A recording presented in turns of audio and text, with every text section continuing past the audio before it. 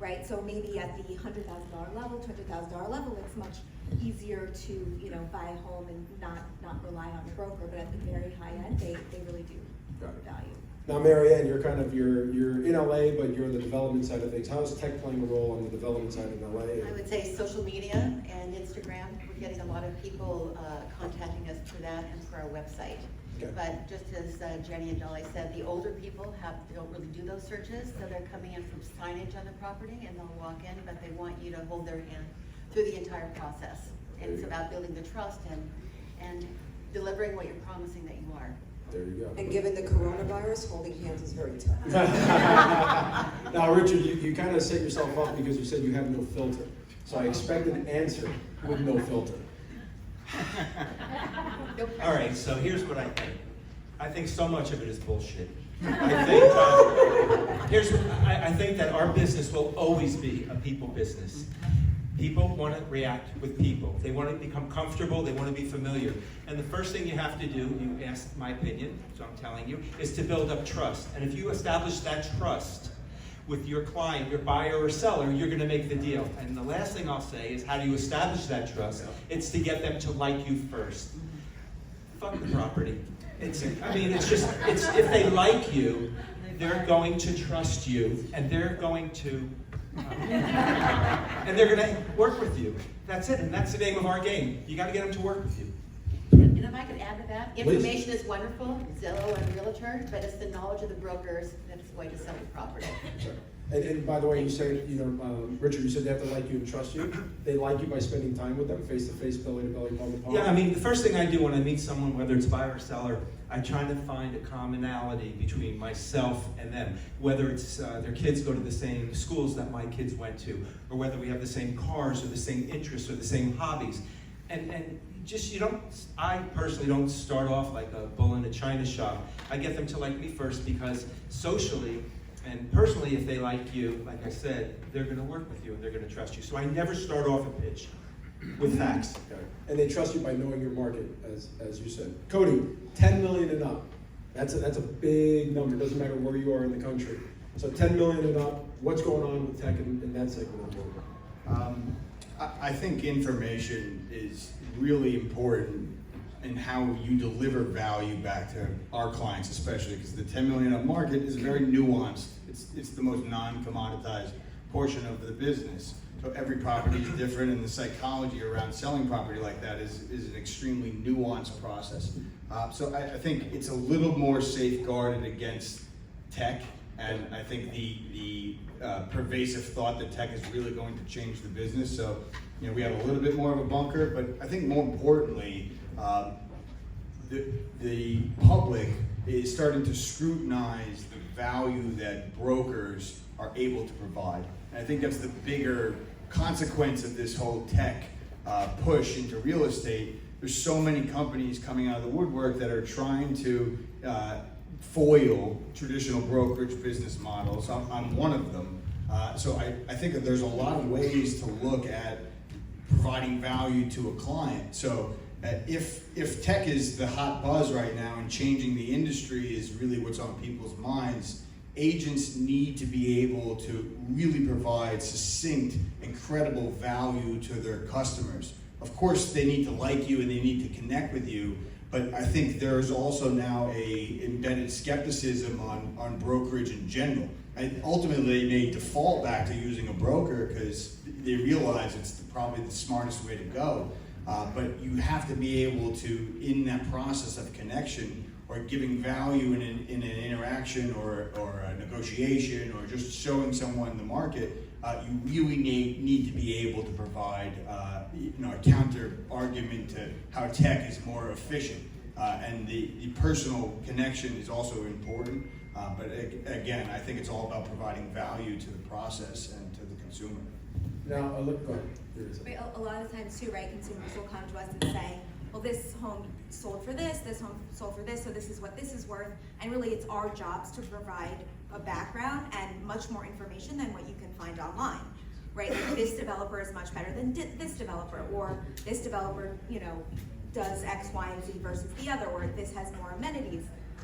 It's just. Right, or this guy got sued 10 times, watch out, you know. Right. We got that going on down here, right? Or this building is known as the mold building.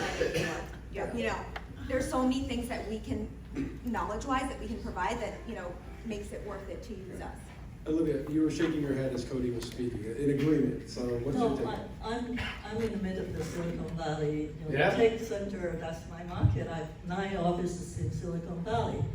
And my clients, the chairman of Google bought a home from me, chairman of Twitter bought a home from me, chairman of Salesforce, I sold his home. I worked with Steve Jobs, and I have one of those tech clients, big tech clients, but I feel that our business is still a people business. I totally agree with Richard's relationship. We're the people business. We're not real estate, we're people business. We're selling, especially high-end, we're selling lifestyle, we're selling relationship. And I used to joke that we know what the color is our clients' underwear. Because we're in their closet, we're showing them kitchens and bathrooms and everything. And so we have to know our client, especially high-end, who demand high service. I feel like, I baby my clients like their mother. I take care of them, hold their hands like their psychiatrist. So it's a lot of, I get them their kids into schools, get their join the yacht club, and become a housekeeper. The chairman of Twitter, Jack Dorsey, I sold him a house in 2012. He's still using my housekeeper, cleaning his house to this day. So you provide all kinds of services to, especially your high-end client. They have lots of money, but they don't have time. So you baby them, you take care of them. That's really what's the most important. I'm still probably the only person still use BlackBerry on Earth. Blackberry? BlackBerry, I still use BlackBerry. I want to see it. You I have have one? iPhone, yeah. I just noticed that, like, she's using it I want to see it. I have a brand new iPhone, I got everything else, but basically I'm low tech because my business is providing really, really high service. Instead of high tech, it's high service. Got it. Jay, talk to me about, now you look at it from a different level, because you're at the broker level, right? Well, I actually think it's a much broader subject, so we don't have to look that far back to see that we actually use technology, all of us, every single day, and it wasn't until the last 10 or so years that we use it every single day, and I think it applies to much more than, is it going to be replacing brokerage? There's a company called LegalZoom. I was a lawyer for 20 years, and LegalZoom represents that they can basically practice law, and you can put some information into some fields, and it'll produce a will, and it'll produce a LLC, and all these different things. There's no question it can do that in the same way that I think technology could probably help you buy a $200,000 home. Because I think the level of person-to-person contact, the level of creativity, the level of sophistication, I doubt very much you spent much time in their closet in a $200,000 home. And I think at that level, technology in the brokerage space is going to play a much more significant role because, first of all, the compensation is so much different that the level of time and attention and detail that we put into it doesn't make as much sense at that price point. But also I think that the buyer and the seller at that price point want to eliminate the broker because ultimately at certain levels we're going to play a lesser role. At the luxury space that we all engage in, whether it's 1 million, 5 million, 10 million, 100 million, there is no doubt in my mind that the personal service is irreplaceable. And I think that technology will never be able to compete with that type of personality. I've worked with Richard Steinberg on many deals, and I can tell you there is no one that is going to dwarf his personality or bring the value that he does in his character and his knowledge and professionalism. And I mean that. You can give the 20. I will say, however, and by the way, we are, Douglas Elm, we are a brokerage firm. We've never doubted that we're a brokerage firm. We're not trying to be a technology firm. We're hyper-focused on delivering results for our customers. That said, the part that technology is going to help us with and has already been helping us with is how we communicate, how we store information, how we share information, how much information the customer has when we meet them, and how that information is leveraged. I love it when I hear from an agent that they spoke to their customer, the customer has identified 3 or 4 or 5 properties, they know the price points, they understand the market. That helps us to do our jobs better. And quite frankly, amongst this panel of professionals, it's acceptable and known that they're all dedicated real estate professionals. But I can tell you in a market like Miami-Dade, where we have 50,000 realtors, I'm not sure they're all at that same level. And knowing that there's information out there that presses them and makes them know the market, that's important. That's gonna help us evolve as a business. We talk about that a lot. So technology is gonna help us do our job better, It's gonna help our clients understand more about the complexities of what we do. I like it when a client is able to have a better sense of value. You know, if the client says they want to list their property for double what it's worth, there's a lot of information out there that can show them that that's just not realistic. So I think technology is helping us evolve, helping us communicate more effectively, but I agree with everyone, it will never replace the professional high-end broker. Now, what's interesting is everybody talked, you brought up Zillow and Realtor.com. So I did an informal poll of agents across the country. And I asked them, I said, of the ones that pay for leads, how many of you pay for leads? It's okay if you do, raise your hand, right? I can ask you this question. If you don't raise your hand, that's fine. A lot of people pay for leads. So I asked them, out of every 10 leads you get, how many of them worked already with a broker in your marketplace?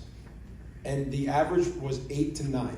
So take it on the line, 80% of online leads have already worked with a broker in that exact marketplace, but here they are becoming a lead to somebody else. So that you have to ask the question, is that a Zillow problem or is that a realtor problem who never followed up and then so not following up became a lead to another agent? So for the agents that are afraid of Zillow, and I'm glad you brought that up, for those of you that are afraid of Zillow, it's not a Zillow problem, it's your fault. It's your fault in not following up and allowing that person to become a lead to somebody else. I'm gonna switch gears a second. Do you guys wanna chime in on the technology part? Go, please. So I have a tech company, it's called Rilla, and we've invested $3.5 million, so I believe in tech firmly for the following reasons. 200 million users, 66% of all the buyers, millennials and mega millennials, are on Instagram, they're on Facebook, they're on YouTube, they're looking at, they want this content all day long, okay? And the fastest way to get distribution is the liking, it's the texting, it's the WhatsApping, it's the email blasting, right? So when we're all listing properties or we have opportunities, how are we getting that information to other buyers? We're calling people, we're emailing, we're texting. So all of that stuff needs to happen on a platform where you can match with those buyers automatically. So I think like someone said on the panel, it's all about that rich data, that targeted data that matters, so we're able to connect to those people quicker. Of course, we're gonna have interpersonal communication with everybody, but technology is gonna help us facilitate things. We don't need gatekeepers anymore, we need facilitators in this business. Now, Ben, do you see that connectivity, that content-rich data that you're speaking about? Is the ultra high net worth individual seeking that content, or is it among the millennials? And what's a mega millennial? It's everything. I mean, the mega millennial is the ones who can actually afford these properties. Got it. Oh, okay. So mega millennials. That's not necessarily true. The millennials are also out there, definitely buying these properties. Got it.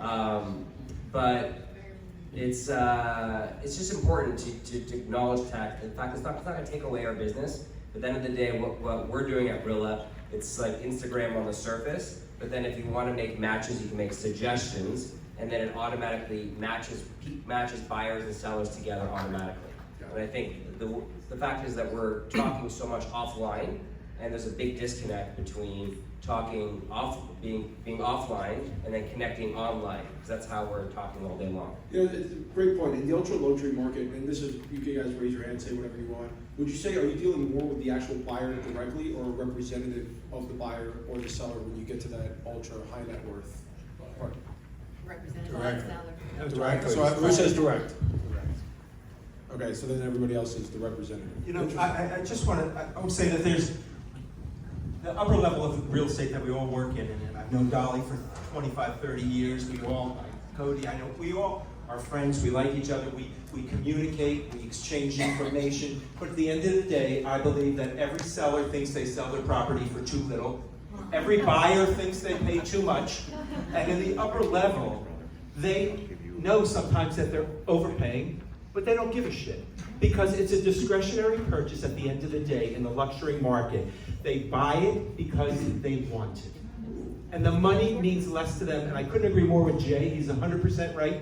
When you're spending $500,000, and every $100,000 or every $10,000 means the world to you, you want to cut a broker out, you have to work twice as hard, they're a pain in the ass, they drive you out of your mind. So my advice to people when they say, coming into the business, I say just try to wait a year or two, stall, go for the big stuff, because it's 100 times harder to sell the small stuff. The question is, so, great question. I want to segue this, and I think the biggest reason why agents don't attack the high end is they don't believe they could actually do it. How long were you in your career before you actually popped the big deal? Just say the year. Just go down the line. We'll start with you, Dolly. Mike, I'm going to ask you next. We're going to go down. How long were you in the I business? started out as the queen of studios because nobody wanted to sell a studio, so I sold, 600 of them. Okay. So that was my in, and then I was kind of forced to go into the luxury market, I'd say a year later. Year? But I think it was very good learning. Okay, so let's do this a lightning round. Before you popped what you consider your first big deal, how many years were you in the business? Well, I was very lucky to come in at the top. Got it, fair. 15 years. First year. First year. First year. First year. When I first started in 1979, and I used to live in Tokyo, which is the most expensive real estate city in the world at the time. So I came to San Francisco and I found everything too cheap. So That's a great. So I decided to buy homes. Before I was an agent, I owned 7 homes before I became a real estate agent. And when I announced I was going to sell real estate in this 1979, I said, I'm not going to touch anything under $1 million. And at the time, there's nothing under $1 million at the time. So 1979, everybody laughed at me and said, what are you going to do? And so I built a niche, really high end, and Sure. never looked back. So my listings, the cheapest listing now is like 6.8 million. So we don't. Right off the Yeah. bat. Jay? And then Richard was right, the high end is much easier. Oh, yeah. You don't have to, educate them, you don't have to try to get a mortgage for them, or you don't have to do all that stuff. But there is a challenge with the ultra high net worth, and I want to get down because I feel like I'm ignoring this part of the panel down here. Jay, real quick, because I want to talk to you about ultra high net worth and creating the urgency. I've had agents do it in their first year and some First year? agents that can't get past it. Mike? Took 2 years, but I want to show my age. I started in 1983 when interest rates were 19%. Sue? We were selling product from $23,000 to $50,000 for a single family home in Boca. In Boca. How about you, Sue? How long were you in the business before your first big deal? From the first year, our brokerage only focused on $1 million and up. Ben? 3 years, 2009, the market was crashing. I knocked on the door, I said, you want to sell? I sold it to a billionaire 7 days later for $20 million. You know what's crazy? Just all the fact that you guys even believed that you could do it. That's it. It's that inner belief. That's the number one thing. So, Mike, I want to start with you on this question, and then we're going to work our way down because a lot of you talked about ultra high net worth. They could buy when they want, whatever. And so then comes up the question of urgency. But I'm going to make that the second question. The first question I want to ask you is, what's the number one most common objection you get in your market? So this is for everybody. And how do you handle it? Everybody comes through the door. The new thing in this world is price per square foot. We have to go through this whole process of telling people what we're giving. They come in, we're going to spend $1,000 a foot, or they'll say Sunny Isles is all Russian, which of course it's not all Russian. So there's a couple of objections that come through, but at the end of the day, when we have a hotel, we take people through the hotel, we put them up in a hotel, they get to experience the lifestyle. Once they see the services and amenities that we offer, it's easy to sell. Okay. Sue, how about you? What's the most common objection you get in your market? So it'll depend on the buyer motivation. So if they're coming in to buy an investment property, it will be, so that's usually resort residential with a rental program. It will be, are they going to get the highest enough return? If they're coming in for residency by investment, which means they want to become a full-time resident of the Cayman Islands for tax purposes, it's how long is it going to take to cease being resident in their country of origin. So it's not really resistance, it's just timing. And if it's vacation property, typically they're debating between Cayman, Turks and Caicos, and Anguilla. And so it will always come down to stability of the jurisdiction, airlift, and really personal taste. And on that one, we're owning the market. We're doing quite well. Ben, how about you? What's the biggest objection you get? In LA, there's been a big resurgence for land, so everyone really wants maybe a smaller house and a lot of land so they can redevelop, or an amazing view. So if it doesn't have one or the other in the high end, they tend to deflect. Yeah, that's something you can't overcome, right? Just because it is what it is. Right? It is what it is, yeah. How about you, Dolly and Jenny? What's the most common objection you guys hear? Girls. I'd say pricing. Buyer thinks they're paying too much, seller thinks they're not getting a good deal. So, everything sells at a number. It's just trying to convince, the buyer and seller what the property is actually worth. What are some of And your time on techniques to do market, that? we find time on market, things are taking much longer to sell. People are looking at days on market and saying, well, nobody wanted it in 717 days, why should I buy it? And we're like, well, it's a new price, it's a new time, go for it, what do you have to lose? But it is an objection if it's on the market a long time. Right, and we always now want to be the third or fourth broker on the listing. Yeah. Because sellers are much more realistic. Yep. And, that's a very different paradigm than has been in the past. They say that about marriage too, right? You want to be the second or third husband or wife. Yeah. Mary Ann, how about you? What's the most common After question? actually monthly maintenance, because most of our buyers come from large estates in Beverly Hills, Bel Air, Hollywood Hills, and they're not used to spending that much money a month. They don't know what it's for, but if you look at it compared to what they're spending on an estate with gardening, pool, staffing, it becomes a much easier nut to How swallow. much is your maintenance? $1.24 square foot. So what's your average? It's, thank you very much. It's low. But you're getting, your gas, water, and trash are paid for, earthquake insurance. Mike, what's it at Aquilina? $1.18. $1.18. The service is there. That's actually really interesting because our clients never even look at maintenance for the most part. Yeah. At all, like zero. Well, because They there's not come probably down- not many single-family homes that they're coming from, Exactly. right? So, No, but even then, they could compare, right? They could compare building 1 to building 2, they don't. got it. Yeah, That's fair. I consider baked in. Richard, let's go. Apologize. No filter. What's the most common objection you get? Biggest objection is they say, I think I'm gonna wait a month or two because I think the market's gonna go down a little bit lower.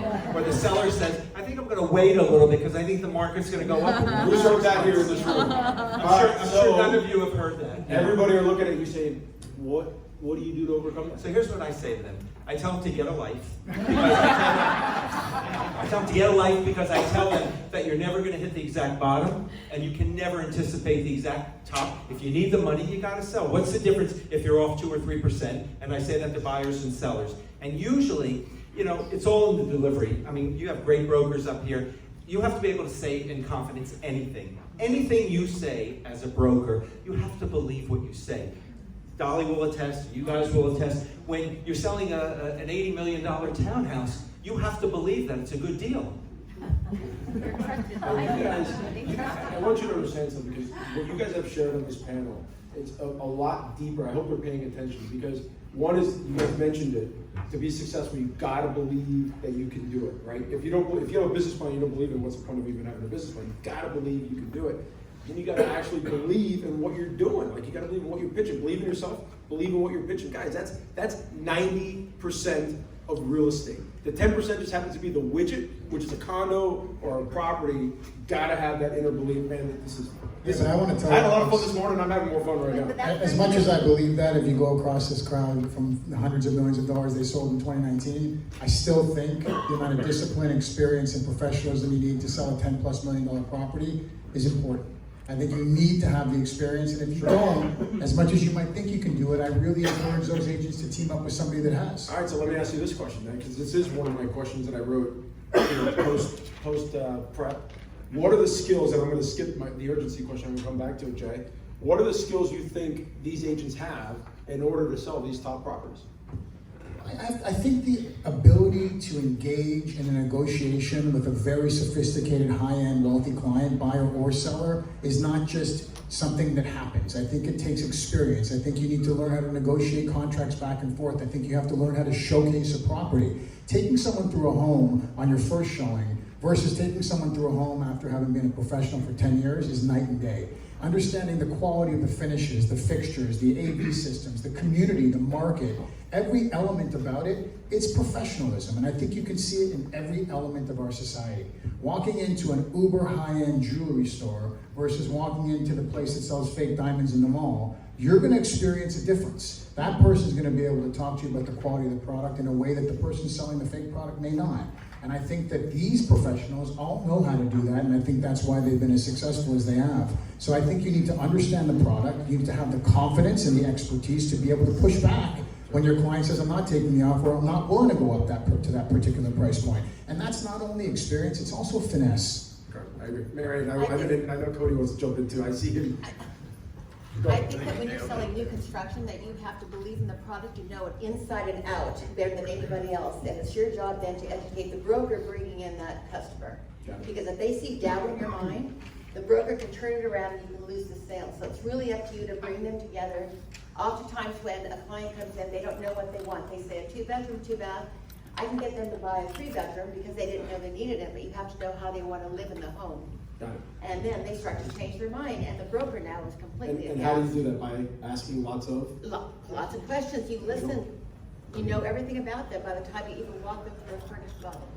Cody, talk to me about, well, you can tackle any question we just went over, whatever you want, man, go for it. Over 10 million though. I think Jay nailed it. I mean, I think your blemishes really become apparent at the higher end of the market because you're dealing with people who are very sophisticated. They can buy whatever they want. There's no urgency. They're inelastic, whatever it may be. I think for me, when I first got going in this business, and we talk about it in our firm all the time, that very sophisticated person is working with you for a reason. And you can always stumble, but the whole idea is to keep them and continue to show value in the process. They don't need you to show them this is a kitchen, this is a bathroom, here are the views. Like, I'm shocked when I go into homes with my own clients and friends, and we get taken through a home, and I'm like, a brain-dead drone could have done that better than the agent that we were with. I think it's all about process and nuances and the value that you can give that is not tangible. And I think, again, if you want to jump into the high end, be prepared to fail, but also be prepared to connect with your client in an intellectual capacity and know that you are providing them with value. And if you're not providing them with value, be upfront and open about that and say, like, yeah, I'm a taxi driver, for lack of better terms, like in our market. So I'm going to show you up and down these streets. I'm going to give you some printouts, and I'm going to give you as much information that you can to make an informed decision. But know that I think, and this is more pervasive in the industry at large, like agents, to my mind, are commensurate with the value that they give. And they should be paid accordingly to that. So, we talk about value a lot in my world and in our business, and we deal with the same type of people across the panel. They're sharp, and they don't need another friend. They need someone that could give them a tangible value, save them money in a negotiation, highlight where there's problems, navigate them through complexities that they don't know. So I think it's having faith in yourself, but also not blind faith or narcissism, but really being able to say, this is the process and this is what you need to be aware of, and I am your shepherd in that process to take you through. So I don't necessarily encourage everyone to jump in the deep end, because a good slaughtering is good for the right type of person. It's not for the majority of people out there. All right, so I got Jay and Mike wanting to jump in. So Olivia does too, so. I've been on a lot of listing presentations, and I can tell you the one challenge is really hard to overcome. When you go out for a $10 million listing and the customer says to you, and they always do, what other $10 million homes have you sold? And you can't point to anything, that's trouble. That's a real problem. So consider that. Bring someone with you. It will help you close. So let me ask you a question. Let's say I've never sold a $10 million property, and somebody asks me that question. Do you think that objection could be overcome?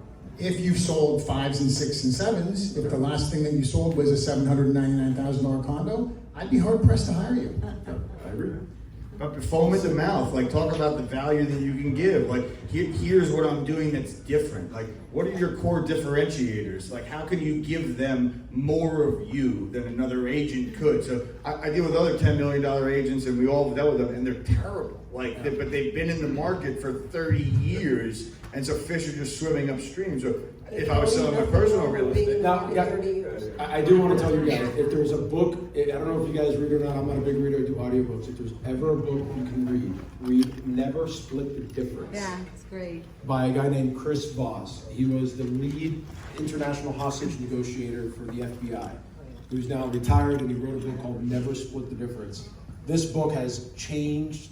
I've been in real estate 22 years. It has changed my life. It changed my conversations with my wife, my kids. I go to parties, I'm negotiating with people, they don't even know what I'm negotiating. And I get their entire life. I had a guy get affairs, it's crazy the amount of stuff you can pull out of people by asking the right questions and framing the right questions the right way. Olivia, I know you want to speak, Mike, you're gonna, but let Olivia go first.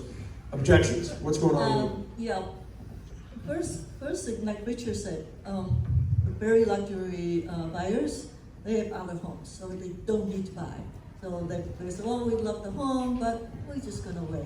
So there's no urgency, and so you have to overcome that. What I basically told them is, don't wait to buy a home and wait. So eventually, will appreciate. We don't build more land anymore, building costs is not coming Sure. lower, so eventually all the homes gonna go up. So why wait now? Buy the home, enjoy it, have a wonderful lifestyle in this home you love, and wait, the price will go up eventually. I also negotiate a hell out of it, so I'm Chinese, we negotiate all day long. Who would have thought you would have said that? You're quiet, nice, and negotiate the hell out of that. I love it. I'll give you one example. I just closed first week of January, I closed an $18 million home, and it was a $28 million listing. So we offer 22 million, got accepted, and then after in escrow, we start renegotiating down to 18 million. And then After close at 18 million. Mike, let's go, man. You better be good. You've been chomping at the bit. My biggest issue is agents coming to our project knowing nothing. The thing that you need to do is, if you're gonna sell condominiums, know what buildings there are. Give you an example, we had a realtor that was in Carrington Realty, hopefully not everybody's working there, I think they went up. that called us up and asked us for our address to put in GPS to go 4 blocks from where their office is across the street. It's just the truth. But you guys should know what you're doing. I'd rather send you guys down for lunch and leave your customer with us than to sit there and not know what's going on. They kill the deals. So know what you're selling before you come in. It makes it easier. And the other thing is, don't be afraid to ask your client what they're interested in, how much they want to spend. What you guys do is you put them in your car, you drive them to 15 projects, and you find out at the end of the day they want to spend $1 million. Ask, don't be afraid, speak up. The worst thing they can do is tell you, this is the big question. Oh, but if you ask Price is no object. Look, if you're going to a project where a product goes from 5 million to 32 million, my agents will tell them, I'm not going to show you 18 different floor plans. And they'll speak up and say, why are you here today? How much do you want to spend? Not do you have to give the exact amount. At least ask the question. You guys waste so much gas and time, and you lose deals. Right. It's easy when you're selling new sales than a resale. One is the commission. The other thing is that we will help you make the deals. Just ask the question. It's easy. I agree with the caveat that buyers are liars, so if they say they're gonna spend one, they'll probably spend 2 or 3, so keep that in mind, show them more expensive stuff. Exactly. The interesting thing is, and I don't know, I used to have the opinion that broker opens were a waste of time. Just the agents that went to broker opens went for the free food, the free lunch, and the free drinks. And really, you hit it on the nail on the head, and when you talk to the Dora Puigs, the Nelson Gonzalez, the Julian Johnsons, they know their market so well because they spend the time knowing the inventory prior to ever even having a client on the phone. And Mike, you really nailed it on the head. You really nailed it on the head with that. Sue, talk to me about creating, let's switch now gears to urgency. Because that's been a real big word that comes up, and it seems like the common denominator among the ultra high net worth individuals is there is no urgency. So I would love to hear from you guys. You got a buyer in your office. How do you get them to pull the trigger and sign on the dotted line? Well, we have the extra pressure. The average person comes to the Cayman Island for 6.8 days. The first 2 days they unpack, they do their cocktails. By the 3rd day, they're out on the boat. So we've literally got at most a 48-hour window that they're between pina coladas and sunset cocktails. So it's kind of that sweet window between 1 and 5 on a Thursday afternoon when they wander around and they're like, we've been thinking of doing this for a while. So we've learned to be very efficient with our time, to know the jurisdiction super well, to ask those qualifying questions very quickly, and to have turnkey information. But our real secret is getting to them before they get to the island, and we almost never deal with the end consumer. Our most important client is their trusted advisor. So our team spends more time with private bankers, lawyers, accountants, and household managers almost than we do with the client themselves. So by the time their trust manager or their lawyer has sent them to us, we know what color their undies are, we know their pets, we know their kids, we know exactly what they want for dinner, and we have them in a good headspace. So that really, we're just putting the sale over the finish line from the trusted advisor.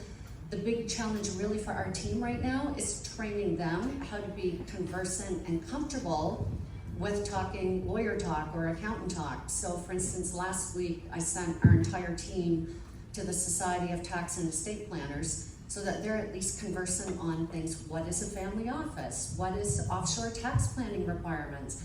So that they're conversant with those trusted advisors, and they then in turn trust us and know that we're gonna look after their client well.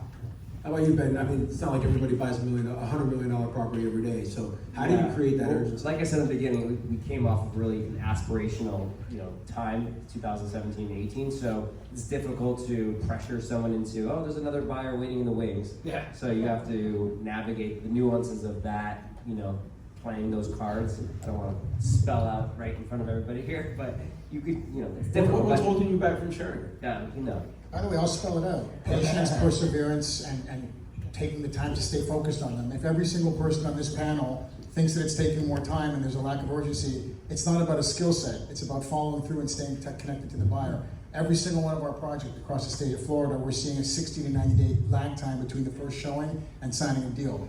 We don't have urgency. As Olivia said, these are discretionary purchases. You're not going to convince them that it's the only one available. Do you guys believe that? Do you believe that you can create urgency in a high net worth individual? 100%. I've been doing auctions now because auction has urgency. There's a deadline, you have to bid by this day. If you love this home, you don't want to miss out, you better bid. So So nobody. here's what I do.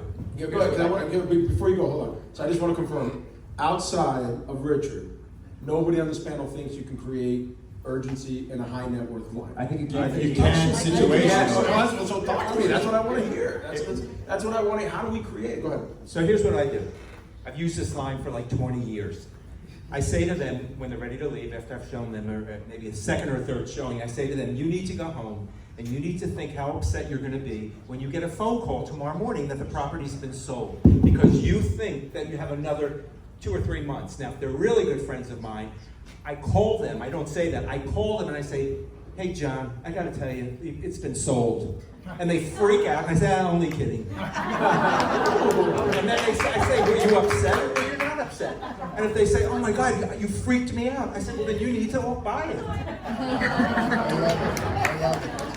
No fear, baby.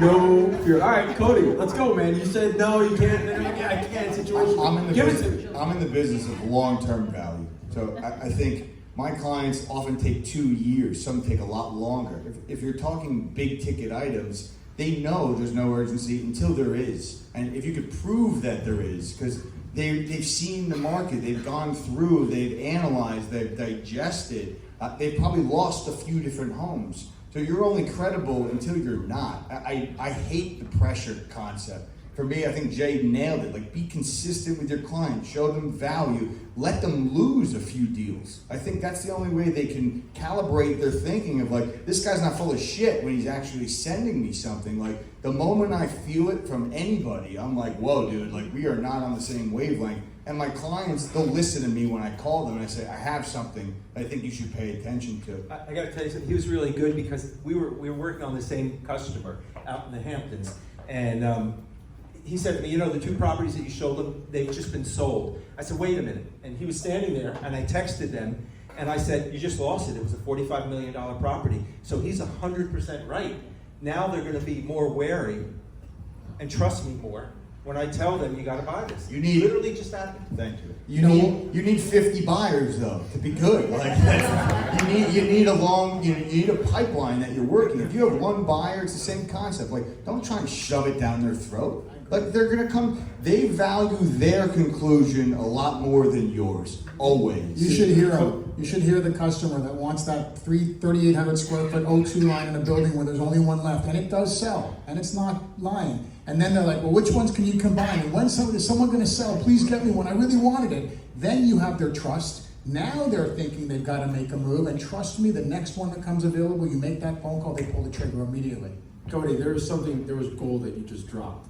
When you pressure somebody out of desperation because it's your only buyer, versus if you have, let's say, 20 deals under contract and 1 falls through, you don't care because you have 19 other ones. If you only have 2 deals under contract and 1 falls through, you really care. Yeah.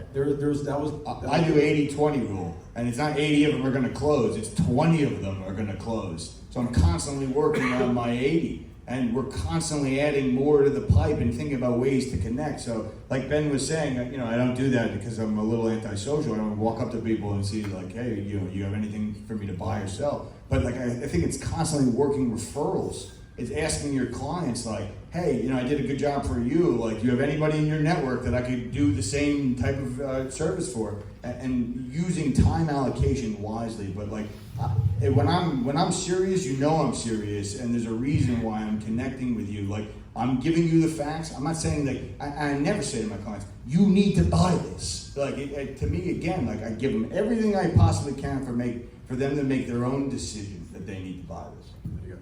Now we have literally 2 minutes left, and I wrap up pretty much every single episode of the Closer Club with a book, podcast, or TED Talk recommendation. So I give one recommendation and would never split the difference. This is not even on here, so maybe you guys don't read or watch TED Talks or listen to podcasts. But if you have a recommendation, because you guys are highly skilled, I'm sure a lot of that came from being in the field and having time in the saddle, but I'm sure a lot of that came also through education as well. If there was a book or a podcast or a TED Talk you could recommend to the audience, what would it be? We'll start with you, Dolly. I don't read, so I would say that books wouldn't do it for me. But I say read the Wall Street Journal every single day, cover to cover. You need to be on that level to sell that client, that you know what's going on in politics and business, where the pitfalls are, so you can share that with them. I think that is key. There you go. Jenny? I agree. All right, Mary Ann. I think that what happens with what we have, if you're working for a developer that just has the one building, you should know all the luxury high-rises in your area, because a client is going to go for each one to compare what works best for them. So you should never talk poorly about any building, but what you should do is differentiate what you have that no one else has. Are you a reader or listen to podcasts or watch TED Talks? I do. What's your favorite book? I don't know. Don't know. Fair enough. Because I just lied. I don't listen to it. All right, fair. I thought you'd be nicer. But if you know, and it just like they all know each other. We all know each other in new home sales, and we all have really good products, but they're all different. There's a differentiation, and that's what you can really sell. And that's how you can raise your pricing. If you sold 12 units that are the same and you've got 4 left, you can raise your price. So the people buying in the building has already made equity before they even close their home. Richard, book, podcast, TED Talk recommendation. Okay, real quick, 2 things real quick. Number 1, I was a psych major in college, and there was a guy, a psychotherapist named Albert Ellis, and he wrote a book called A Guide to Rational Living. I suggest you all read it. It's an old book, but it's rules that I live by. And the only other thing I want to say, which you didn't ask, and I'm going to tell you anyway, just develop your own style. There's no one style. We're all successful. We are all completely different. Just find your comfort zone and develop your own style. There you go. Authenticity matters. For sure. Yeah. Everywhere, and including social media, as Ben will tell you at the end. Cody, book, podcast, TED Talk recommendation. I've been digging Ray Dalio's principles lately. Yep. I listen to him on when I drive. Sure. I listen to. I think a lot of it is beyond my scope, and he's built one of the most successful businesses on the planet. But there's a lot of derivative information there that you could use to again be more precise in the way that you're operating your business and the way that you're interacting with your business. So I'm building a business. I'm constantly thinking about working in my business and on my business. So I think the principled nature of the human mind is critical in order for you to find success. And again, because we all work with interesting people, $1 million house too, like you have to be in a certain type of mindset to afford that stuff. Like I really pick my clients' brains, and I think more than anything, they like to talk about themselves and what made them successful. So I use that as a human interaction to give my sense of like, all right, how can I improve in my own life? There you go. Olivia. So that's Ray Dalio's Principles. It's a great book. Olivia. I like Dolly. I read Wall Street Journal Wall Street Journal. front to back, and all the subject you can use in your Absolutely. conversation with your client. I also read my client's book. A lot of my clients write the book. Mark Benioff just wrote a brand new book called Trailblazer. You should read that book. And it's about business doing good, doing well by doing good. So the charity, big corporation to be charitable. And many clients, I'm sure you have many clients write books, so I write their book, and that's the best way to get to know your client really well. Reading your client's book is probably an important thing. Jay. think reading the newspaper is critical in knowing current events. I read Shoe Dog by Phil Knight. I think the story about Nike is absolutely amazing. It talks about perseverance, challenge, obstacles, really testing your limits, and I think it's a great book to read. I've heard that's a great book, by the way. Mike? Neither. What you have to do is make a lot of friends, talk to other agents, learn information, communicate between each other, give information back and forth. Once you learn the marketplace, you'll understand books. Well, then read a book It's that like teaches those you are how no to clothes, you know, take away. Mike, Books don't work. They don't work. I got to challenge you on that. Because listen to what you said. Network, great, right? Meet lots of people. But a lot of people, I don't think, actually, I filmed an episode for my show this morning with a guy named Christopher Kai, who wrote a book called Big Game Hunting, Networking with Billionaires. And so networking, I think, is it's the number one piece of our business. I think a lot of agents don't necessarily know how to do it. I think a lot of you tend to go to realtor networking events and all you're going to do are meet other realtors, but they can't sign contracts for you. And one of the big things you talked about was attending networking events where other realtors wouldn't be, where your actual high net worth client that could potentially buy a $5 million property would be. But I have to tell you, realtor events are excellent. We find we do a ton of business by attending realtor events on referrals. So, they'll see us speak, we'll see them speak, we'll refer business to each other. We make a lot of money that way. Well, you'll do that here. Yes, right? exactly. But that happens within New York City itself? Absolutely. People come to us, right? Because New York City's a hub. Okay. What I'm talking about is to talk to agents that are actually selling. Yes. Not ones that are not selling. I communicate with other developers, we communicate back and forth, we learn the marketplace, we learn information, you can do the same thing as agents. But go with ones that are selling. Ones that are going to the network meetings are not selling. These are people you communicate either at lunch, not at meetings. Mike, that's a great thing. I had this guy named Tom Bilyeu on the show. The guy's founder of Quest Nutrition, net worth $500 million.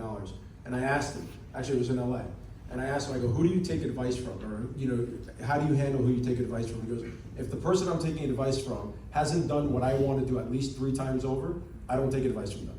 So if you want to sell high-end property, this is definitely a panel that you want to be listening to. I'm glad you brought that up. Sue? 3 key recommendations. First is read what your customers are reading. Geographically, our top 4 target markets are Canada, Brazil, Monaco, and London. So we read the news from those geographic markets every day. And then again, in terms of our spheres of influence, lawyers, family office managers, trustees, we read the publications that they subscribe to. Second thing is we subscribe to a daily news roundup, so we cover all spectrums of the political spectrums, and that really helps us get the coverage that helps us be conversant with our clients. And the third thing is the art of essentialism. Time is money, and that book really inspired our team on how to be efficient with our time. Love it. That was brilliant. Studying what your clients are, where they're coming from, read what they're reading. That's beautiful. I love that.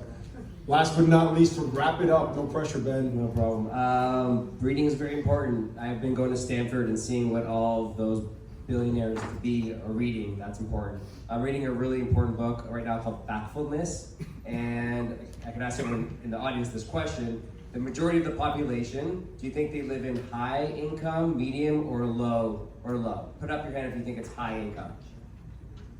Okay, so you're all wrong. The majority of the population lives in high income areas. So it's this book, Factfulness, that makes you realize there's even scientists, scholars that don't realize that the facts of life.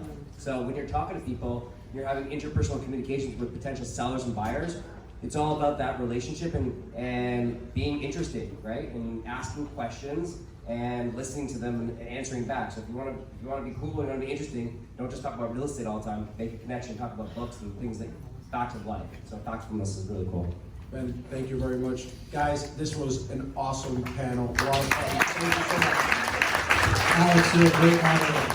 Short break, 10 minutes. Let's